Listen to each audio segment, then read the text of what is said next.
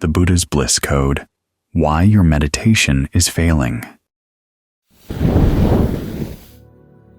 Ajahn Lee had some good insights into concentration practice, one of which was that the first level of right concentration, the first jhana, has two types of factors.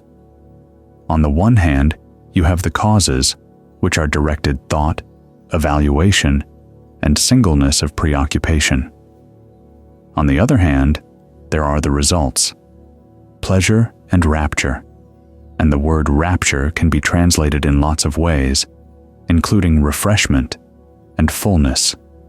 He also noted that, of the causal factors, directed thought and singleness of preoccupation are on the tranquility or concentration side. Evaluation is on the discernment side. This falls in line with what the Buddha said about how you nourish the Dhamma by committing yourself to it and then reflecting on what you've done. The commitment there is in directed thought and singleness of preoccupation, focusing your mind solely on the breath and trying to keep it there, not letting anything else come in to pull your awareness away. When we talk about singleness of preoccupation, it means two things. One, it's the one thing you focus on. And two, you're trying to make that one thing fill your awareness.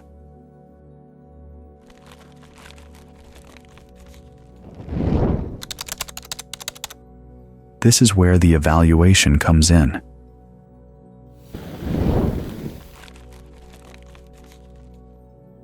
How do you breathe in a way that feels good throughout the body? Think of the breath as a whole body process. Sometimes you hear it said that you have to focus on the spot right under the nose, where you feel the air coming in and going out. Well, that's a tactile sensation. The Buddha described the breath as an aspect of one of the elements in the body itself, one of the properties of the body, and that can be felt anywhere in the body. The more sensitive you are to it, the more you realize that each time you breathe in and breathe out, everything down to the spaces between the fingers and toes has something to do with the in and out breath.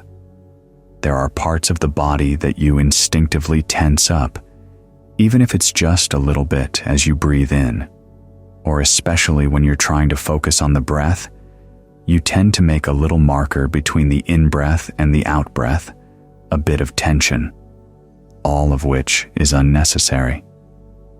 If you want to make the breath comfortable enough to give rise to rapture and pleasure, you can't go around squeezing it. Think of the breath breathing the breath, the in-breath flowing into the out-breath, the out-breath flowing into the in-breath, filling the whole body.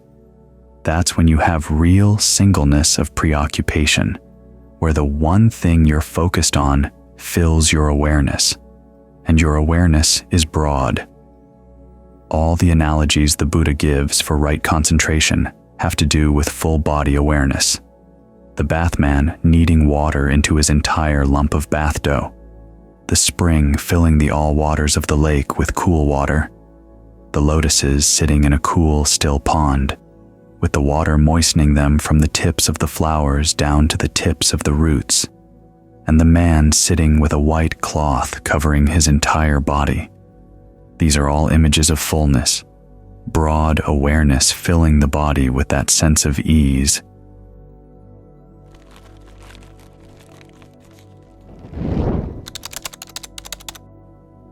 But to get there, you've got to start with the evaluation.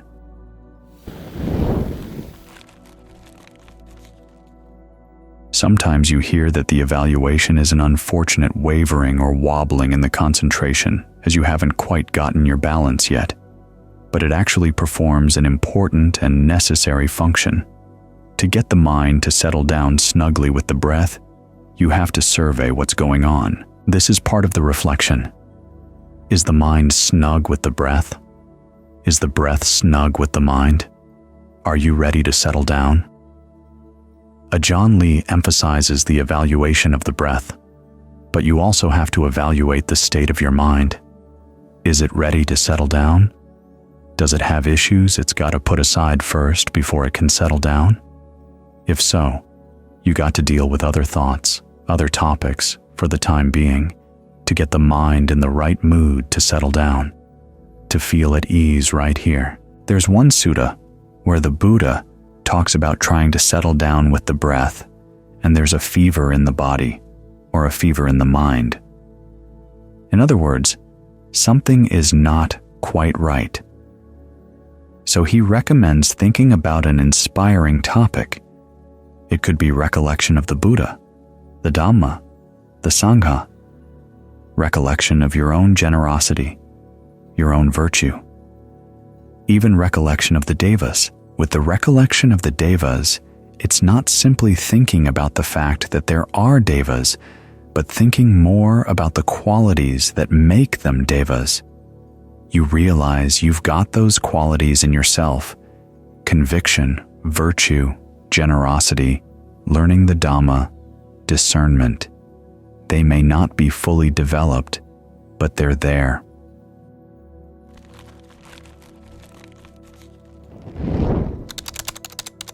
Or you can think thoughts of goodwill.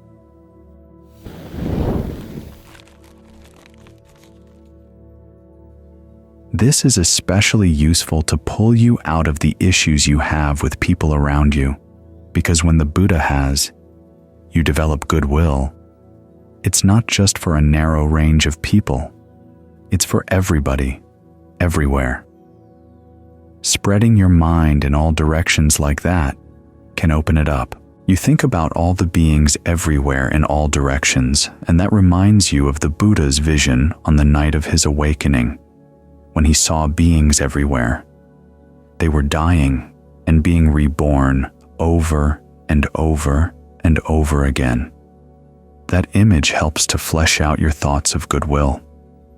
You begin to see that the issues of this particular lifetime are very small compared to all the issues that have gone on for all the many lifetimes, for all the beings of the world. So if a particular issue seems oppressive, remind yourself, there have been issues that were a lot more oppressive, either in your lifetimes or the lifetimes of others. Stupid things you've done in this lifetime, well, everybody's done stupid things. The good things you've done in this lifetime, the way you've been mistreated in this lifetime, well, it's happened to everybody. Remembering that can take away some of the sting, which is a thorn in the mind. Goodwill gives rise to samvega, and from samvega, you're very close to developing heedfulness. Then, from heedfulness, you can get back to the present moment, with your mind ready to settle down.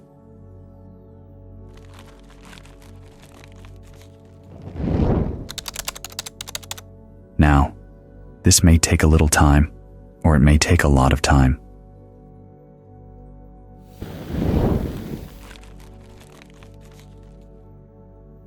The important thing is that you use your powers of evaluation to help get the mind to settle down, because you're going to exercise them in that way.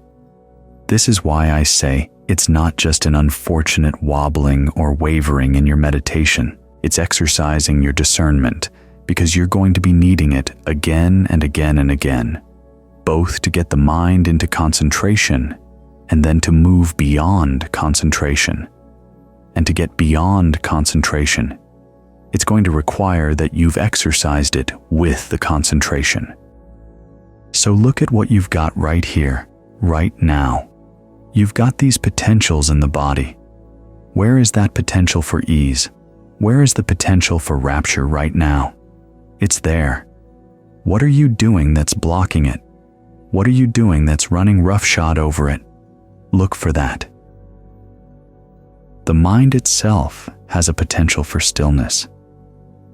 The Buddha mentions this in his descriptions of the factors for awakening. There is a potential for calm. There is a potential for concentration, stillness in the mind. Where is it right now? Can you put those good potentials together? Look carefully at what you've got. Open up your mind about what's possible, given what you've got. It's like going to the kitchen, and for all your lifetime, you've been doing nothing but frying eggs.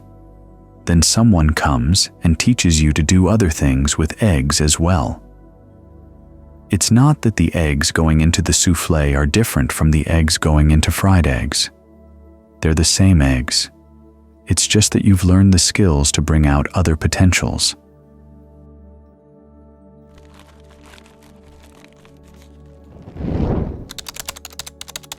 Well, it's the same with your mind and with your body.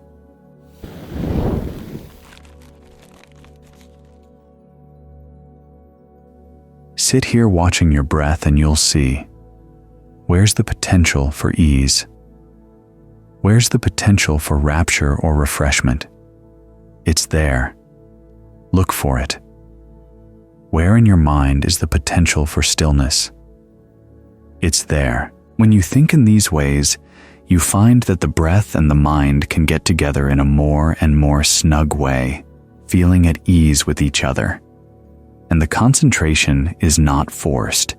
It becomes more and more a natural state of mind, a state where the mind is happy to be here, not just because of the pleasure of the body, but also happy in its skill, knowing how to deal with whatever's coming up in the body, whatever's coming up in the mind, and having a sense of well-being in being on the path. Occupy your body. John Lee has a phrase that's worth thinking about. It's concentration work. We come to concentration to rest, but for the mind really to rest, to have a sense of belonging here in the present moment, fully inhabiting the present moment, often takes some work. The factors that do the work are directed thought and evaluation, keeping your mind directed to the breath, and then evaluating how things are going as you try to settle down. Think of the image of the bathman that the Buddha uses when he talks about the first jhana, working the water through the pile of bath powder. Back in those days, they didn't have bars of soap. They had bath powder that you would mix with water, and then have a ball of paste or dough-like substance that you would rub over your body. To prepare that ball was like working water into a pile of flour to make the dough for bread. You have to knead very carefully to make sure there are no dry spots and no places where the water is dripping out. Everything mixes together properly. In the same way, the Buddha says, as you develop a sense of ease, well-being, rapture, and you let that spread through the body, and you work it through the body, it's as if you're kneading the pleasure and ease through the body.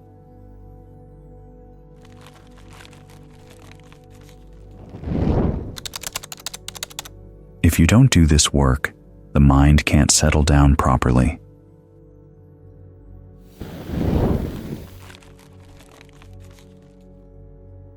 It may veer off and just leave the body entirely. A lot of people like that. There are some people that go through childhood trauma, and they're pretty good at getting out of the body. But it's not a very stable state. You have to keep coming back to the issues in the body to reach an understanding.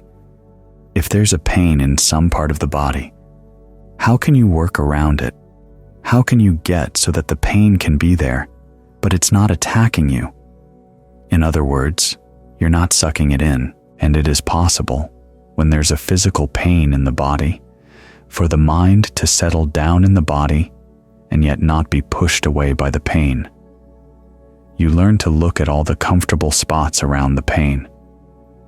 There was a book printed years ago called Drawing on the Right Side of the Brain, in which the author talked about how a good way to learn to draw a sketch of somebody's face is not to focus on the eyes or the nose or the mouth or whatever, because we tend to have preconceived notions about what those look like.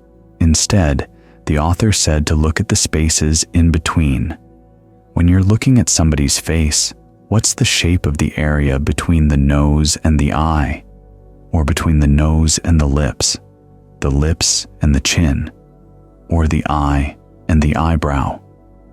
In other words, focus on all the parts of the face that you didn't focus on before, and that lets you see it more clearly.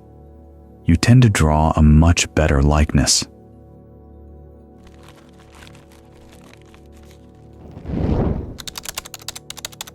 It's a similar process here.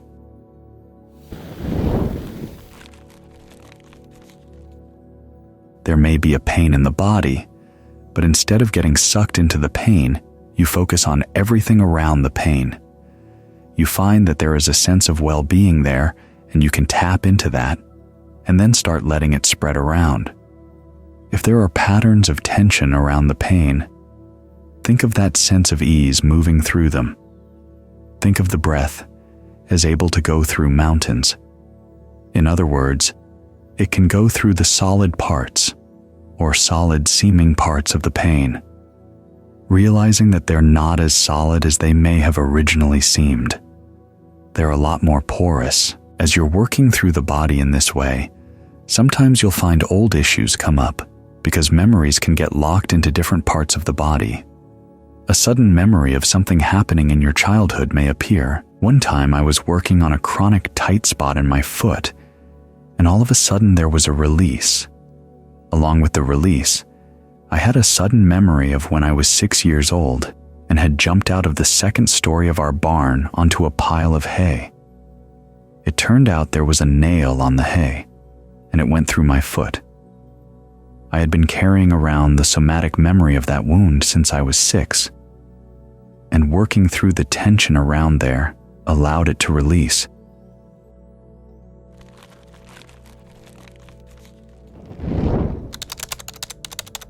Now, sometimes it's not a physical trauma.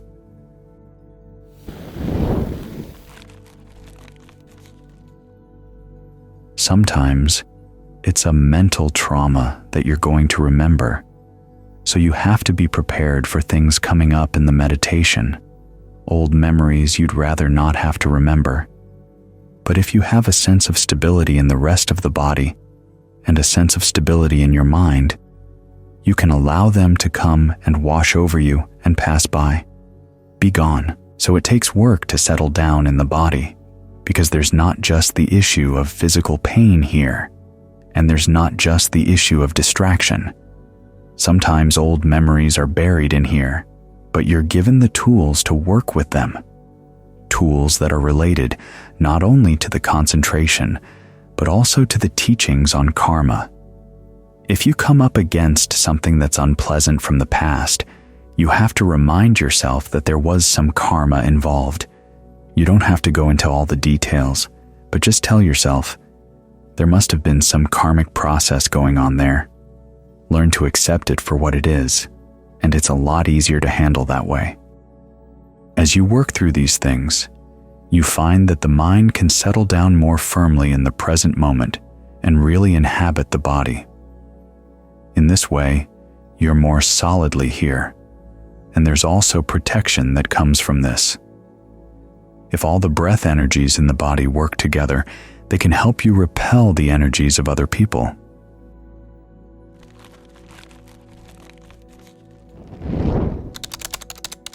There was a woman who came to meditate at the monastery one time.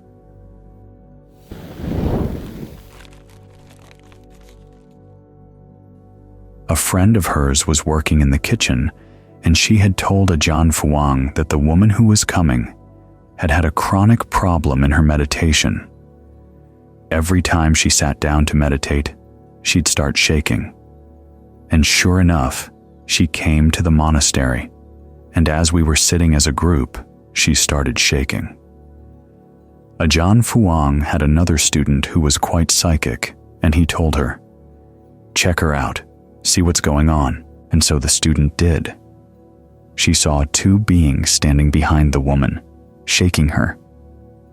So she immediately, in her vision, went up and said, "Stop doing that. Why are you harassing her like this?" They turned on her and scared her so much that she had to go running out to throw up outside. She came back in and reported to Ajahn Fuang what she had seen. He said, "You fool. You've got to protect yourself before you deal with things like this." And the way he said to protect herself was to fill her body with a sense of light, which goes with the breath, and then spread lots of goodwill to the beings. And then you can talk to them. And so she did. She found out that these beings had been this woman's parents in a previous lifetime, and the woman had killed them. They didn't like the idea that she was going to get away without having to repay the debt they felt she owed them. A corollary to the story was that the student had asked these beings, what could she do to pay off the debt? And they said, build a Buddha image and dedicated it to us now. The problem was that we were building a Buddha image at the time. So when the student came to see Ajahn Fuang, he said, "You can't say anything to her about this, because it'll sound like you're trying to get money for our image." He said to just leave the case be. Maybe someday, of her own accord, she would build a Buddha image. And sure enough, 2 years later she did. And the shaking stopped. The takeaway from that is that when you're dealing with obstreperous spirits, and obstreperous spirits include human beings, 1, you've got to fill your body with the good breath awareness, really inhabit your body, and then 2, protect yourself also with goodwill. Goodwill in all directions to all beings. But for this to work, you've got to work through the issues you've got in settling down in the body. So if you find you have these issues, this is work that's well worth the effort, getting so that you're familiar with different parts of the body that you've cut off for one reason or another. You're able to sift through areas. If there's a chronic pain in some part of the body, how do you breathe around it? How do you breathe through it? How do you get your awareness around it? Get so that you feel that you inhabit the body. You feel that this is your space, in the sense that you're not going to let the pain push you out. Of course, there's a paradox here. On the one hand, ultimately, we don't want to lay claim to the body as us or ours. But before you can really let go of it, you've got to fully inhabit it, make use of the space. Because only if you can fully inhabit the space can you be fully at ease with your own mind. And that's when the mind can really settle down, when you've done the concentration work. Then there comes a point where you've done as much directed thought and evaluation as you can. You've gotten the best results you can. That's when you can sit with whatever is there. You can move in. And then it's just simply a process of maintaining what you've got. The concentration gets more and more subtle. The fact that the mind is still means that the brain is using less oxygen, and so the need to breathe becomes more and more refined, more and more gentle, until it can stop. The first time this happens, it can be a little scary. You realize, oh, my breath has really stopped. You can't remember how long it was since you took your last breath. But don't get scared. If the body needs to breathe, it'll breathe. You just make sure that everything in the body is connected. All the breath energy channels are connected, and the oxygen exchange at the skin will be enough to keep you going.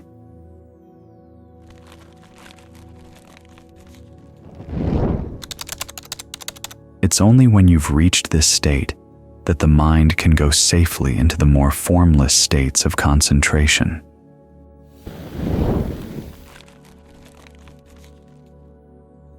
Because you've learned how to maintain one perception in mind, the perception of the breath, the perception of the whole body, and then allow your awareness to expand at the same time.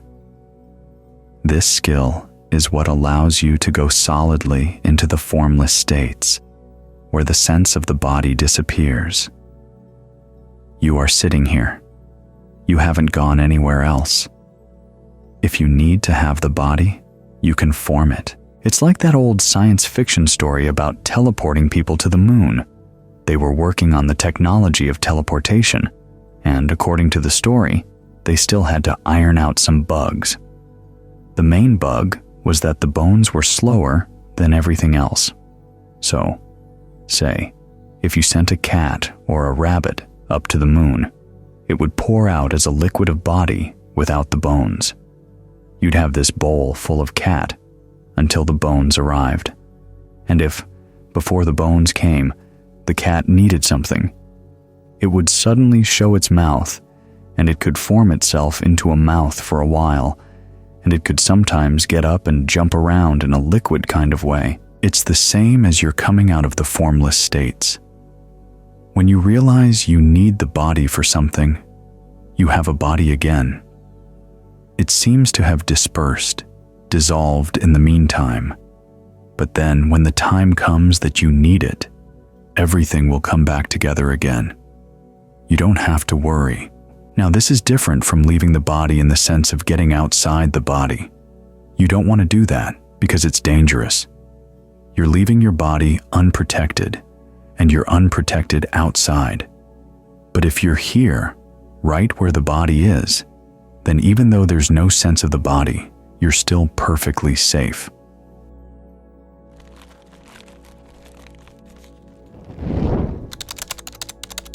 But to get to this formless state, you've got to do the concentration work.